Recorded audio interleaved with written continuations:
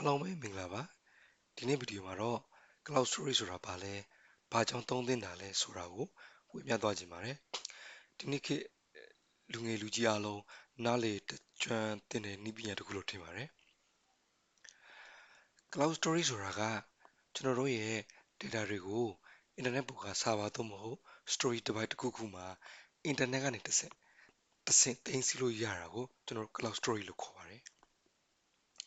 ပုံမှန်ဆိုရင်ကျွန်တော်တို့ရဲ့ data တွေကိုဖုန်းတွေက storage ဖြစ်တဲ့ memory card မှာတော့၎င်းဒါမှမဟုတ်ကွန်ပျူတာထဲက hard disk ထဲမှာတော့၎င်းကျွန်တော်တို့သိမ်းကြတယ်နောက်ထပ်ကျွန်တော်တို့ USB stick SD card CD DVD drive မှာလည်းသိမ်းကြပါတယ် cloud storage ဆိုတာကအဲ့လိုမျိုး storage type hard disk memory SD card ထဲကတစ်ခုခုကိုသုံးပြီးတော့ storage type တစ်ခုခုကိုသုံးပြီးတော့ data တွေကို internet ပေါ်ကနေတစ်ဆင့်သိမ်းဆည်းလို့ရအောင်လုပ်ပေးထားတာပါဒါပေမဲ့ high performance မဟုတ်တဲ့အပြင် limited capacity ရှိတဲ့ဒီ memory card တို့ USB stick တို့ CD DVD drive တို့ကို cloud storage မှာတော့မသုံးပါဘူး high performance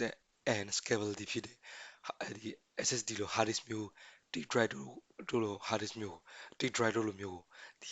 ဒီ cloud storage မှာသုံးတယ်ပေါ့လေဒီလိုမျိုး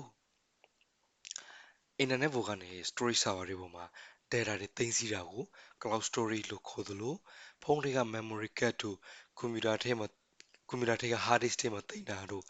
USB stick ထဲမှာသိမ်းတာတို့ဟာတွေကို local storage လို့ခေါ်တယ်အဲဆိုတော့ cloud storage နဲ့ local storage ကိုသိသွားပြီလို့ထင်ပါတယ်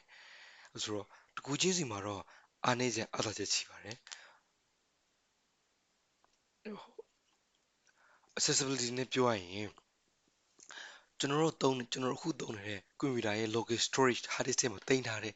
data တွေကို internet ပေါ်က user ကလက် access လုပ်လို့မရဘူးဒါက local storage ရဲ့အားနည်းချက် cloud storage မှာတော့အဲ့လို access လုပ်လို့ရအောင်လုပ်ထားတော့အဲ့ဒါကသူ့ရဲ့အားသာချက်ဖြစ်သွားတာပေါ့လေ speed အနေနဲ့ပြောရရင်လည်းမြန်ဆန်မှုအနေနဲ့ပြောရရင် data တွေကိုရွှေ့မယ်ပြောင်းမယ်လုပ်တဲ့အခါ local storage မှာကပုံမြန်တယ်ဥပမာကျွန်တော်ရဲ့ကွန်ပျူတာထဲကdata ကိုထားပါတော့ USB stick ထဲကိုထည့်တာလို့ဖြစ်ဖြစ် USB stick ထဲက data ကိုကျွန်တော်တို့ကွန်ပျူတာထဲကိုပြောင်းတာဖြစ်ဖြစ်direct လုပ်တာဆိုတော့မြန်ဆန် speed ရပါလေပိုမြန်တာပေါ့လေ cloud storage ဆိုင် cloud storage မှာကျတော့ကျွန်တော်တို့က internet speed ပေါ်အခြေခံပြီးတော့ data transfer လုပ်ရတဲ့အတွက်နဲ့ internet speed ပေါ်မူတည်ပြီးတော့file size သေးတာကြီးတာပေါ်မူတည်ပြီးတော့ဟိုမြန်ဆန်မှုကခွာသွားမှာပေါ့ဒါပေမဲ့ speed ခြုံပြောရရင်တော့local storage မှာ data transfer လုပ်တာကပိုမြန်တယ် cloud storage မှာ data transfer လုပ်တာကနေတယ်အဲ့လိုပြောလို့ရတာပေါ့နော် scalability အနေနဲ့ပြောရရင်လည်း local storage မှာက limited capacity ရှိတယ်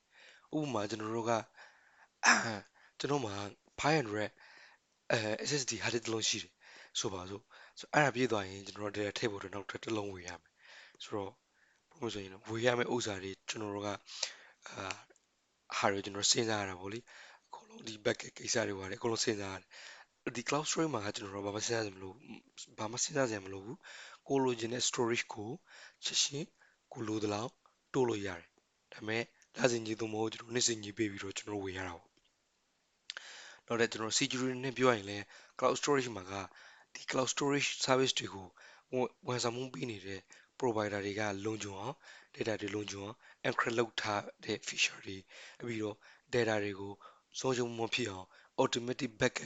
backup feature တွေကိုထည့်ထားပြီးသားပါပြီးသားပေါ့လေ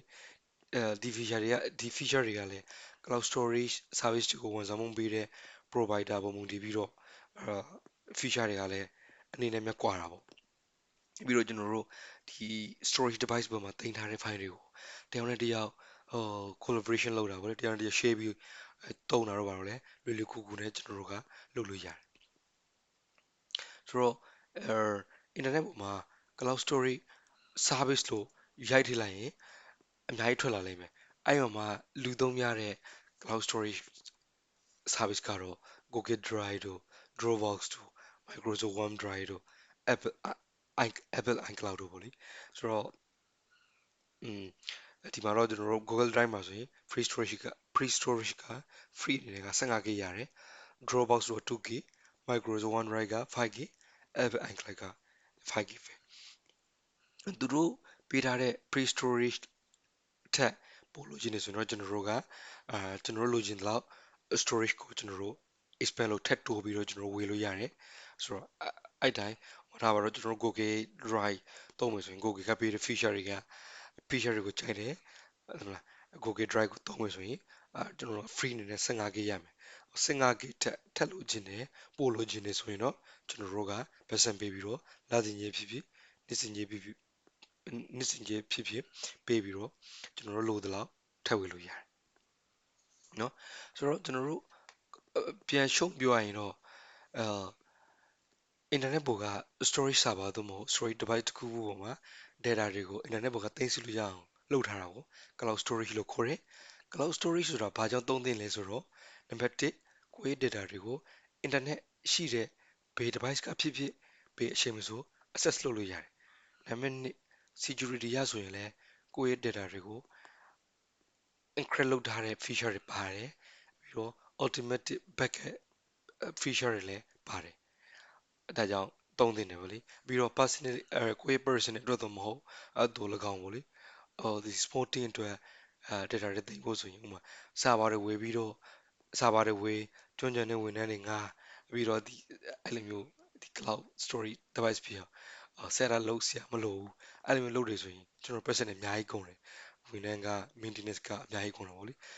အခုလိုမျိုး cloud storage service တွေကိုဝန်ဆောင်မှုပေးနေတဲ့ provider တစ်ခုခုရဲ့ storage service ကိုသုံးလိုက်တာပိုကောင်းတယ် feature တွေပိုသက်သာတယ်feature တွေပိုပြည့်စုံမယ်ဈေးလေးပိုသက်သာမယ်เนาะဆိုတော့ကျွန်တော်ကတော့ဒီ person တွေ web person တွေ data တွေကိုဟို show လုပ်တာတော့တမကိုရဲ့ smoothing 50ရောက်စွာအတွက်ဒီ data တွေကို backup လုပ်ချင်တာတွေဖြစ်ဖြစ်ဒီ collaboration လုပ်ပြီးတော့ data တွေကိုသုံးချင်တာဖြစ်ဖြစ်ဒီလိုမျိုး cloud storage service type တစ်ခုခုကိုသုံးဖို့အတွက် recommend ပေးပါတယ်သုံးရတာပိုအဆင်ပြေလိမ့်မယ်လို့